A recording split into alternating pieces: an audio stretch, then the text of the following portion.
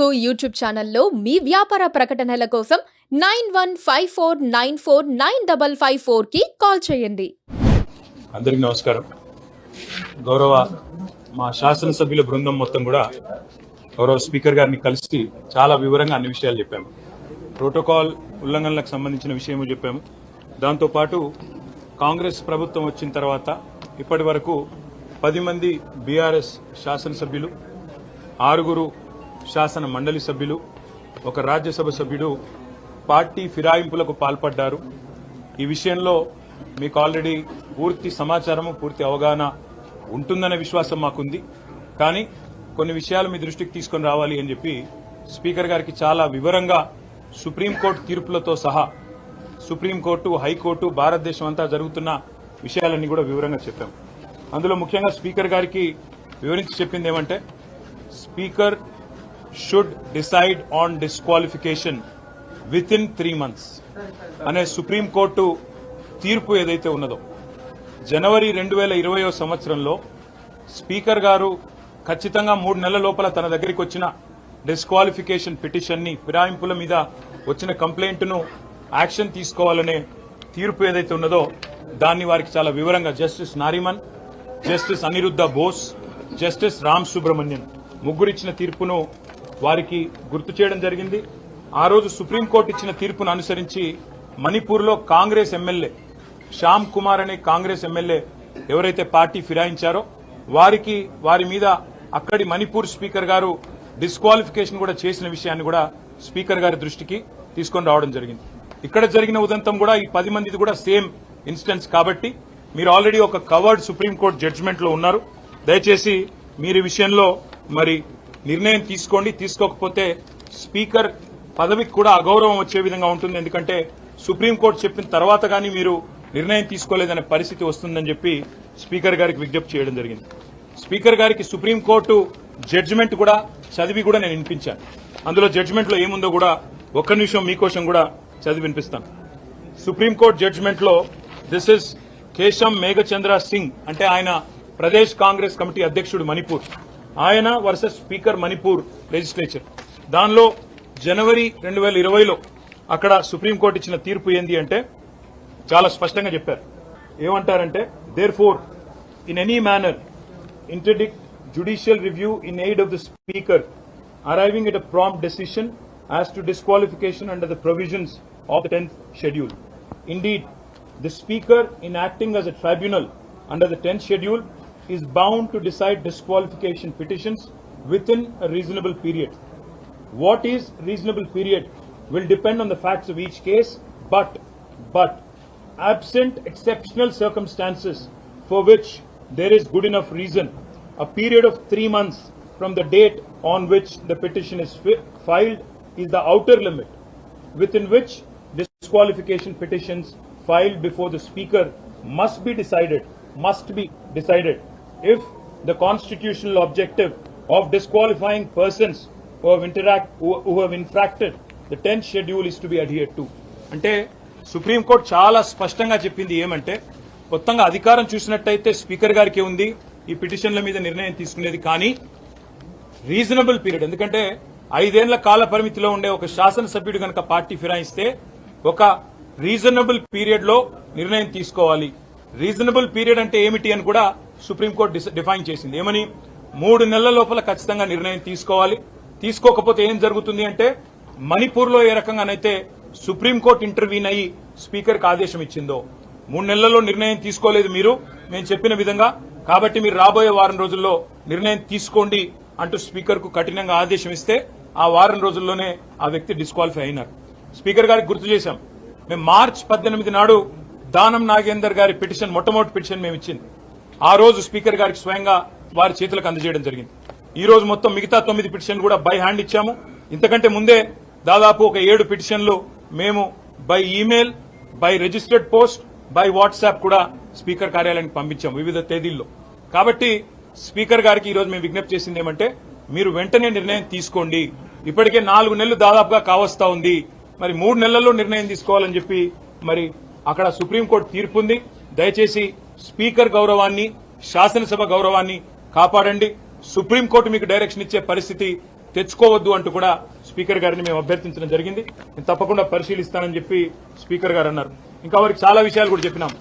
ఈ కాంగ్రెస్ పార్టీ ఏ పార్టీ అయితే ఈరోజు ఒకవైపు రాజ్యాంగం పట్టుకుని రాహుల్ గాంధీ గారు ఢిల్లీలో పోజులు కొడుతున్నారో నేను రాజ్యాంగ సంరక్షకుని అని, అదే కాంగ్రెస్ పార్టీ ఇవాళ రాజ్యాంగ భక్షకుల మాదిరిగా ఏ రకంగా వ్యవహరిస్తున్నారో కూడా వారికి వివరంగా చెప్పడం జరిగింది. చేతుల్లో రాజ్యాంగం పట్టుకుని పార్లమెంట్లో పోజులు, బయటికి వచ్చి కాంగ్రెస్ కార్యాలయంలో పార్టీ ఫిరాయించిన ఎమ్మెల్యేలకు వారిని వెన్నుతట్టి ప్రోత్సహించే విధంగా రాహుల్ గాంధీ గారు ప్రవర్తిస్తున్నారని చెప్పి కూడా నేను స్పీకర్ గారికి గుర్తు చేయడం జరిగింది. ఇది కాంగ్రెస్ పార్టీ యొక్క జాతీయ మేనిఫెస్టో. ఇదే మన తెలంగాణలోనే తుక్కుగూడలో విడుదల చేయడం జరిగింది న్యాయపత్ర. అందులో కూడా కాంగ్రెస్ పార్టీ చాలా స్పష్టంగా చెప్పింది. ఏం చెప్పింది న్యాయపత్రాలు అంటే, we promise to amend the 10th schedule of the constitution and make defection, leaving the original party on which the MLA or MP was elected, an automatic disqualification of the membership in the assembly. ఇది వారు చెప్పిన మాట. ఇది కూడా speaker గారికి చదివి వినిపించాం. హర్యానాలో ఇదే కాంగ్రెస్ పార్టీ కొట్లాడుతా ఉంది. వాళ్ళ ఎమ్మెల్యే అక్కడ కిరణ్ చౌదరి గారు బీజేపీలో చేరితే ఇదే కాంగ్రెస్ పార్టీ హర్యానాలో అక్కడ స్పీకర్ తో కొట్లాడుతా ఉంది, డిస్క్వాలిఫై చేయండి అని కొట్లాడుతా ఉంది. అది కూడా స్పీకర్ గారికి గుర్తు చేసినాం. దాంతో పాటు స్పీకర్ గారికి మరిన్ని ఉదంతాలు కూడా దేశవ్యాప్తంగా ఉన్నాయి, వారికి గుర్తు చేసినాం. కర్ణాటకలో ఎక్కడైతే బీజేపీ పార్టీ కాంగ్రెస్ ఎమ్మెల్యేలను కొనుగోలు చేస్తుందని అక్కడి ముఖ్యమంత్రి సిద్దరామయ్య గారు చెప్తున్నారు. 50 కోట్లకొకరు చొప్పున పశువుల సంతలో పశువుల్ని కొన్నట్టు మా ఎమ్మెల్యేలని కొంటున్నారు అని చెప్పి అక్కడ సీఎం సిద్దరామయ్య గారి ఆక్రోశం ఏదైతే ఉన్నదో అది కూడా స్పీకర్ గారికి చెప్పాము. మీరు ఇలాంటివి అనుమతిస్తే ఇలాంటి వాటిని పరోక్షంగా మీరు పట్టించుకోకపోతే పరోక్షంగా ప్రోత్సహించినట్టే అవుతుందని చెప్పి కూడా వారికి చెప్పాం. స్పీకర్ గారు ఏ పార్టీ నుంచి అయితే గెలిచారో కాంగ్రెస్ పార్టీ నుంచి, అదే కాంగ్రెస్ పార్టీ ముఖ్య నాయకుడు రాహుల్ గాంధీ గారు గోవాలో అక్కడి కాంగ్రెస్ అభ్యర్థులందరితో కూడా ఈ రకంగా శపథం చేయించారు. మేమెవరెవరైతే బీఫామ్ తీసుకుంటున్నామో మేము పార్టీ ఫిరాయించము అని చెప్పి శపథాలు చేసిన వైనాన్ని కూడా వారికి గుర్తు చేసినాం. అదేవిధంగా మొన్న జరిగిన హిమాచల్ ప్రదేశ్ లో జరిగిన రాజ్యసభ ఎన్నికల్లో 6 కాంగ్రెస్ ఎమ్మెల్యేలు బీజేపీ అభ్యర్థికి ఓటేశారు, రాజ్యసభ ఎంపీ అభ్యర్థిగా. అక్కడ అసెంబ్లీ స్పీకర్ గారు డిస్క్వాలిఫై చేస్తే వారు దాన్ని సవాల్ చేస్తూ సుప్రీంకోర్టుకు పోయారు. సుప్రీంకోర్టు ఆ విషయంలో మేము అడ్డురాము, స్టే ఇవ్వము, స్పీకర్ గారు చేసింది కరెక్టే అని చెప్పి సుప్రీంకోర్టు కూడా హిమాచల్ ప్రదేశ్ లో తీర్పిచ్చింది. పార్టీ ఫిరాయింపుల విషయంలో సుప్రీంకోర్టు చాలా సీరియస్ గా ఉందనే విషయాన్ని కూడా వారికి చెప్పాము. ఇంకా మహారాష్ట్రలో కూడా జరుగుతున్న విషయాలు కూడా చెప్పాము. ఇదంతా స్పీకర్ గారికి చెప్పి మేము వారికి చెప్పిందల్లా ఏమంటే, సుప్రీంకోర్టు నిబంధనలు క్లియర్ గా ఉన్నాయి, మీకు కాపీ కూడా ఇస్తున్నాం సార్, మిమ్మల్ని కొంతమంది తప్పుదోవ పట్టిస్తున్నారు, ఏమీ కాదని, మీరు ఏ నిర్ణయం తీసుకోకుండా ఇబ్బంది రాదని, మీకే కలంకము రాదని చెప్పి కొంతమంది చెప్తా ఉన్నారు. వారిని స్పీకర్ గారిని మేము అభినందించాం కూడా. మన స్పీకర్ గారు ఒక దగ్గర ఒక యూట్యూబ్ ఛానల్కి ఇచ్చిన ఇంటర్వ్యూలో చాలా స్పష్టంగా చెప్పారు, నేనైతే వ్యక్తిగతంగా పార్టీ ఫిరాయింపులకు నాకు ఇష్టం లేదు, ఒక పార్టీ మీద గెలిచిన వాళ్ళు ఇంకో పార్టీకి పోవడం అనేది అనైతికం అని స్పీకర్ గారు ఏదైతే మాట్లాడారో మేము అభినందించాం. కానీ మాటలతోనే ఆగిపోకుండా మీరు వెంటనే మరి కార్యక్రమం కూడా కార్యాచరణ కూడా ప్రారంభించి ఈ 10 మందిని కూడా అనర్హులుగా ప్రకటించి ప్రజాక్షేత్రంలో వారి బలాన్ని రుజువు చేసుకునే విధంగా స్పీకర్ గారు నిర్ణయం తీసుకోవాలని చెప్పి కూడా కోరాము. నేను పరిశీలిస్తాను, చట్టబద్దంగా రాజ్యాంగబద్దంగా ఏం చేయాల్సి ఉంటుందో తప్పకుండా అన్ని ఆలోచించి నిర్ణయం తీసుకుంటానని చెప్పి స్పీకర్ గారు చెప్పారు. మాకు స్పీకర్ గారి మీద ఇంకా విశ్వాసం ఉంది. ఒకవేళ వారు ఇంకా నిర్ణయం తీసుకోకపోతే తప్పకుండా సుప్రీంకోర్టుకి పోతాము. రాజ్యాంగబద్దమైన సంస్థలు భారతదేశంలో ఏవైతే ఉన్నాయో తీసుకుంటారని ఆశిస్తున్నాము. తీసుకోకపోతే తప్పకుండా న్యాయస్థానం, అత్యున్నత న్యాయస్థానం రాజ్యాంగ ధర్మాసనం కూడా చెప్పింది, 5 judge bench headed by chief justice of India May 2023లో చెప్పింది, ఈ పార్టీ ఫిరాయింపుల మీద ఏదైతే తీర్పు 3 జడ్జ్ బెంచ్ ఇచ్చిందో అది కరెక్ట్ అని చెప్పి రాజ్యాంగ ధర్మాసనం కూడా తీర్పిచ్చిందనే విషయాన్ని కూడా స్పీకర్ గారికి చెప్పాము. కాబట్టి తప్పకుండా దయచేసి తగిన న్యాయం చేయండి అని చెప్పి కూడా అభ్యర్థించాము. చేస్తారని చెప్పి మేము విశ్వసిస్తున్నాం. ఒకటే మాట బ్రదర్, ఇవాళ ఎంత దారుణంగా ఉంది రేవంత్ రెడ్డి గారి పరిపాలనలో పరిస్థితి అంటే, పేర్లు చెప్పను, ఆ ఎమ్మెల్యేలు కూడా ఇబ్బంది పడతారు. ఒక 2 ఎమ్మెల్యేలు పార్టీ మారిన వాళ్ళు, వాళ్ళకి వాళ్ళ నియోజకవర్గంలో డీఎస్పీలు ఫోన్ చేసి మీరు మారండి, మారకపోతే మీకు ప్రాణగండం ఉందని కొంతమందిని భయపెట్టారు. స్వయంగా పోలీస్ అధికారులు ఫోన్ చేసి వాళ్ళ భయభ్రాంతులకు గురి చేసే విధంగా చేస్తున్నారు. ఇవాళ బీజేపీ చేస్తేనేమో వాషింగ్ మెషిన్ అంటారు, పాపాలు చేసిన వాళ్ళు అందులో పోతే పాప ప్రక్షాళన జరిగి బయటకు వచ్చిందని మాట్లాడుతూ ఉన్నారని చెప్పి రేవంత్ రెడ్డి గారు కాంగ్రెస్ పార్టీ ఆక్రోశిస్తుంది. వేరే రాష్ట్రాల్లో బీజేపీ కాంగ్రెస్ ఎమ్మెల్యేలను తీసుకుంటే మర్డర్ ఆఫ్ డెమోక్రసీ అంటారు. కానీ మరి ఇక్కడ మీరు చేస్తున్నది ఏంటి అని వారిని అడిగితే సమాధానం రాదు. కానీ వారు చేస్తున్నది కూడా సేమ్ పని. ఏం చేస్తున్నారు? కొంతమంది మీద కేసులు, విజిలెన్స్ దాడులు. మా రాజశేఖర రెడ్డి గారి బిల్డింగ్ పడగొట్టినారు. మా రాజశేఖర రెడ్డి గారి కాలేజ్ బిల్డింగ్ పడగొడతారు. మల్లారెడ్డి గారి ఆస్తుల మీద పోయి వాటిని ధ్వంసం చేస్తారు. కొంతమందిని డైరెక్ట్ గా మీకు ప్రాణగండం ఉందని భయపెడతారు. కొంతమందికి బిజినెస్లుంటే ఆ బిజినెస్ లో విజిలెన్స్ వాళ్ళని పంపించి ఇంకా ఇతరత్ర సంస్థలను పంపించి ఇబ్బంది పెట్టే ప్రయత్నాలు. ఎవరన్నా నిర్మాణ రంగంలో ఉంటే వారిని జీఎంసీ ద్వారా హెచ్ఎండిఏ ద్వారా భయభ్రాంతులకు గురి చేయడం. ఇవాళ బడేబాయికి చోటాబాయికి పెద్ద తేడా ఏం లేదు. బడేబాయి అక్కడ చేస్తున్న పని ఇక్కడ ఈయన చేస్తున్నాడు చోటాబాయి. ఏం తేడా లేదు.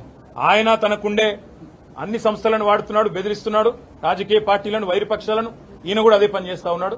మాకు పార్టీ మారిన ఎమ్మెల్యేల మీద సానుభూతి ఉంది. ఎందుకంటే వాళ్ళు రాజకీయంగా ఆత్మహత్య చేసుకున్నారు. వారిని నేను కాపాడలేను, ప్రజలు తప్పకుండా వారిని శిక్షిస్తారు ప్రజాక్షేత్రంలో. అందుకే మేము చెప్పేది ఇవాళ రాజకీయాల్లో హత్యలు ఉండవు, ఆత్మహత్యలే ఉంటాయనడానికి ఇవే ఒక గొప్ప నిదర్శనం నేను అనుకుంటా ఉన్నా. చాలా విషయాలు చెప్పాము. ఇంకా మిగతా విషయాలు చెప్తే మీరు ఇంకెక్కడికో వెళ్ళిపోతారు.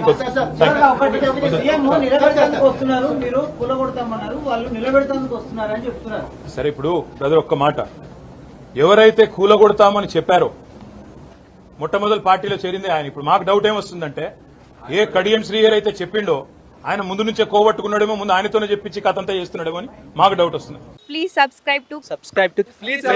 Please subscribe to KTV Telugu. KTV Telugu. KTV Telugu. KTV Telugu. KTV Telugu channel.